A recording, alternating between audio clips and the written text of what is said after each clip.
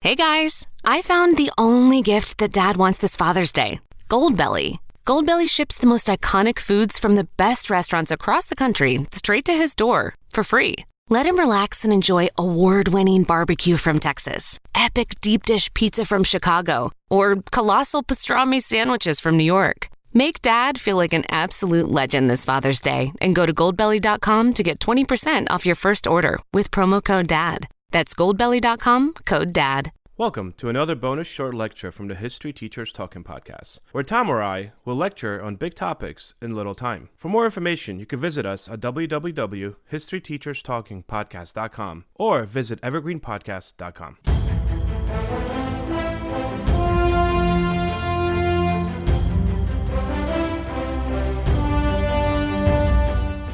In 1854, the Kansas-Nebraska Act brought about the demise of probably the most popular third party in American history, the Whigs. Formed in opposition to Andrew Jackson's Democratic Party in the 1820s, the Whigs came out of the remnants of the Old Federalists, the very first political party in the United States. As a fairly popular party, the Whigs sent Presidents William Henry Harrison, Zach Taylor, as well as others to the White House during its brief existence. For a while, it became one of the two dominant political parties. It was the Whigs and Andrew Jackson's Democrats. However, the Whigs all but ceased to exist in 1850s, splintered by the issue of slavery. In the 1850s, a decade prior to the Civil War, the Whig Party divided itself among geographical lines, with those in the South pro-slavery and those in the North anti-slavery. As a result, the Whig Party more or less split. At that point, the Democratic Party was left unopposed until a new political party sprung up, perhaps the first major third party, the party known as the Know-Nothings.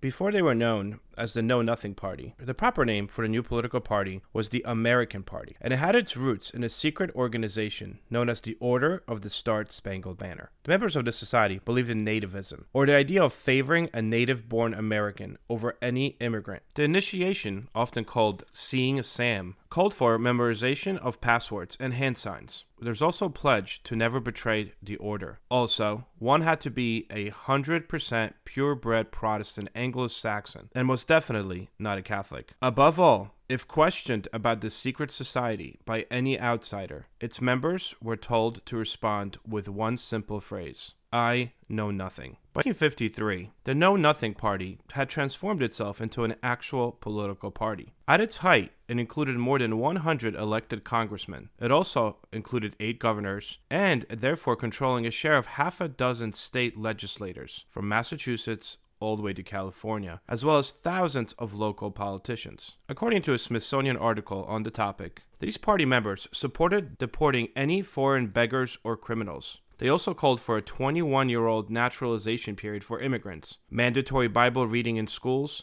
and the elimination of all Catholics from public office. In a sense, the article claimed, they wanted to restore their vision of what America should look like with temperance, Protestant religion, self-reliance, and American nationality and work ethic, enshrined as the nation's highest values.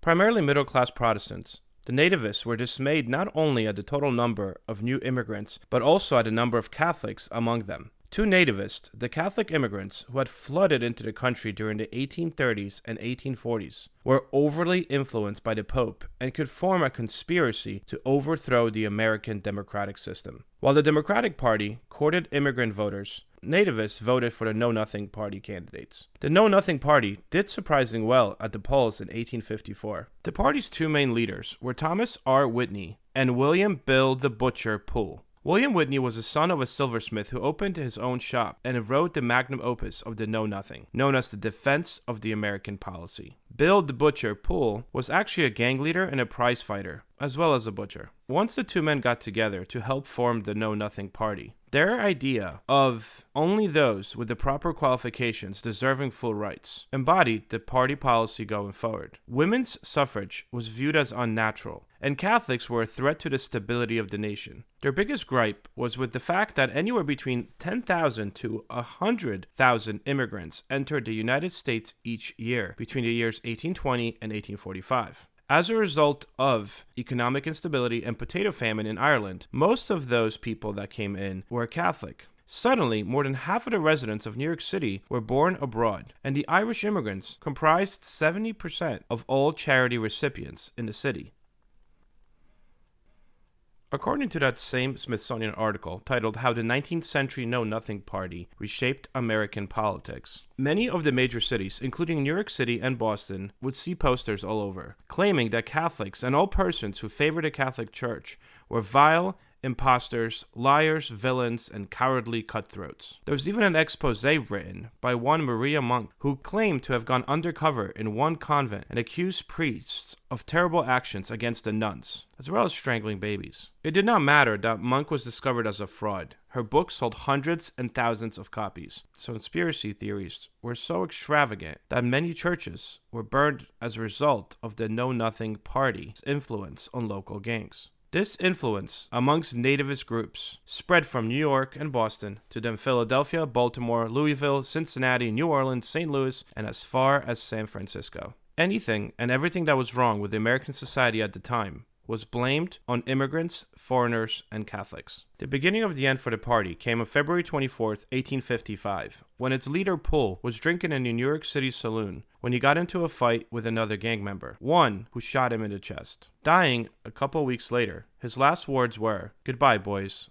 I die a true American." Approximately 250,000 people flooded Lower Manhattan to pay their respects to this great American leader, with local pamphlets soon blaming the Irish and the immigrants for his death. The facts did not matter, especially Poole's own criminal record and the fact that he was armed that night he was shot, and he started the argument which led to his death. His admirers only paid attention to the fact that a great American hero, battling for freedom's cause, had lost his life. Up to Poole's death, it sure did seem like the Know-Nothing Party was going to topple the Whigs and take its place in a two-party system as a new political party. Yet, as opposed to growing, it all of a sudden simply collapsed under the pressure of having to take a firm position on the issue of slavery. All of a sudden, the United States no longer cared about politics as much as it cared where one stood on slavery. It was no longer about politics, but about regions, where one came from and what one believed was right or wrong. The United States would soon fight a war, a civil war, and the devastation of that conflict would essentially push nativist concerns, especially against immigrants, many of whom fought in the Civil War for the Union, to the back of the American psyche. All of a sudden, the Know-Nothing platform just wasn't that important. Once split, the Southern Know-Nothings looked for another alternative to the Democrats, not really finding any. Meanwhile, the Northern Know-Nothings began to edge toward the new Republican Party, one whose leader would soon become one of the most famous presidents of American history. As for the Know-Nothings, well, if you ask anyone on the street about them, their answer might actually be, "I know nothing." Thanks for listening. Hope you guys enjoyed this week's lecture. Tom and I will be back next week with another full episode.